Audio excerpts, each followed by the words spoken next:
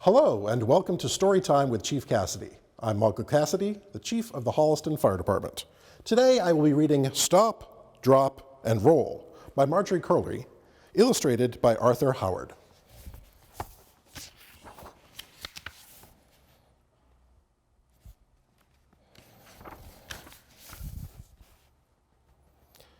Jessica was a worrier. She worried morning, noon, and night. She worried about her spelling homework and learning new steps in ballet class and remembering to fill her dog's water dish and waking up in time for school. But one Monday morning in October, Jessica's teacher gave her something new to worry about. "It's Fire Prevention Week," explained Mr. Martin. "So for the next few days, we're going to talk about fire safety." "Uh-oh," groaned Jessica. "And this Friday," Mr. Martin continued, "we've been asked to share what we've learned with the entire school." "Oh, no," groaned Jessica. "Let's begin with smoke alarms," said Mr. Martin. "Your homes should have them on every floor. Automatic fire sprinklers are a good idea too." Smoke alarms? Sprinklers? Jessica had never seen either in her house. "Your families should also have escape plans in case of a fire," said Mr. Martin, "and fire drills so everyone knows what to do." Jessica chewed her pencil in half. Escape plans. Now she was really worried. That night, Jessica announced, "There is a big problem in this house. We have no smoke alarms and no sprinkler system. We don't even have an escape plan. If there was a fire, we'd be in trouble." Her mother puckered her forehead. "I remember buying smoke alarms, but I guess we never got around to installing them. And we talked about finding someone to put in sprinklers," added Dad, "but we're always too busy to make an appointment." "And what about extra batteries for the alarms?" reminded Laura. "Yes," said Tom, "we need to keep more batteries around here." Jessica twisted her napkin. She knew the real reason Tom wanted more batteries around. His birthday was in 3 days. He wanted batteries for his presents. But fire safety was more important than birthday toys. Wasn't it? "We've got to do something about this now," warned Jessica. "You're right," said Mom. "After dinner, we'll make escape plans and find those smoke alarms. And tomorrow, I'll get extra batteries and make arrangements for a sprinkler system," said Dad. But Jessica still felt too worried to sleep. She tossed and turned all night. The next day, Mr. Martin wrote some fire safety rules on the blackboard. Never play with lighters or matches. Keep electric heaters at least 3 feet away from things that could burn. Keep extension cords away from doorways and from being pinched by furniture.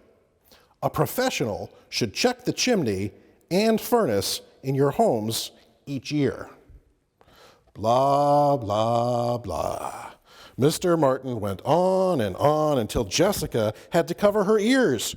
She'd never be able to remember so many things.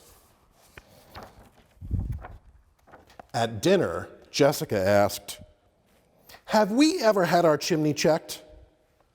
"Yes," answered Dad, "when we bought the house. But Mr. Martin said it should be checked every year, said Jessica. The furnace, too. Dad sighed. I'll put them on my list of things to do. But that didn't stop Jessica from worrying. She went through the entire house, checking cords and smoke alarm batteries, and she had another sleepless night, imagining all the things that could go wrong. On Wednesday, Mr. Martin had even more fire safety rules. Heat makes smoke rise. So if you're in a fire, you must crawl under the smoke where the air is cleaner. And when you reach a door, touch it. If it feels cool, it's safe to open. Jessica tugged at a barrette. What if the door felt warm? What should I do then? If the door's warm, continued Mr. Martin, don't open it. Find a window and call for help. Then wait for a firefighter to come and tell you what to do. And there's one more very important thing you need to know, said Mr. Martin. If your clothes catch fire, stop what you're doing, drop to the ground, and roll over and over until you smother the flames. Catch fire? Jessica had never been so worried in her life. Stop, drop, and roll, repeated Mr. Martin. Let's all say it 3 times. Stop, drop, and roll. Stop, drop, and roll. Stop, drop, and roll, chanted the class. All except Jessica. Her worries had twisted her tongue into a big knot. When Jessica got home, she made her family have a fire drill. Then she rechecked all the electrical cords, tested the batteries in all the smoke alarms, and made double sure that there were no matches lying around. Afterward, Jessica felt a little better, but she still couldn't get Mr. Martin's words from class right. Stop, slop, and troll. Mop, pop, and bowl. The harder Jessica tried, the worse she did. But she went to sleep feeling a little better. At least she knew what to do if there was a fire during the night. Then, on Thursday, disaster struck. Mr. Martin asked Jessica to demonstrate stop, drop, and roll at the assembly the next day. Why me? Thought Jessica. On the bus home, she tried to practice the words. Stop, flop, and roll. Flop, mop, and stroll. Stop, pop, and hole. But they kept coming out wrong.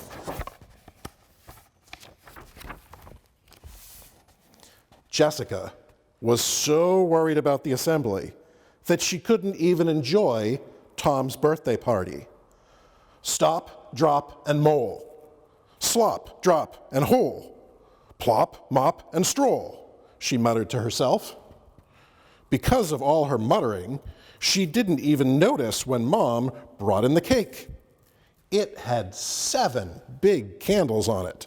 6 were for Tom's 6th birthday, and 1 was for him to wish on. And just as Tom leaned over to blow them out, Jessica looked up and saw fire. Stop, drop, and roll, she screamed. Immediately, Tom stopped blowing out and dropped to the floor.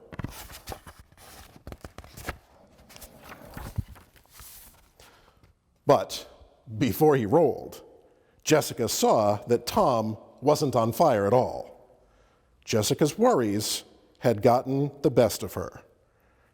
She was so embarrassed. False alarm, said Dad. Phew, said Mom. "You gave me quite a scare." "I'm sorry," said Jessica, but I thought... "You thought quickly," interrupted Dad. "That's good, because it's better to be safe than sorry." "Besides," added Laura, "you finally said it right." And that was the truth. Jessica had said the words right. And now that she had, she was confident she'd never forget any of the fire safety rules she had learned that week. And you know what? She never did. For Storytime with Chief Cassidy, thanks for watching.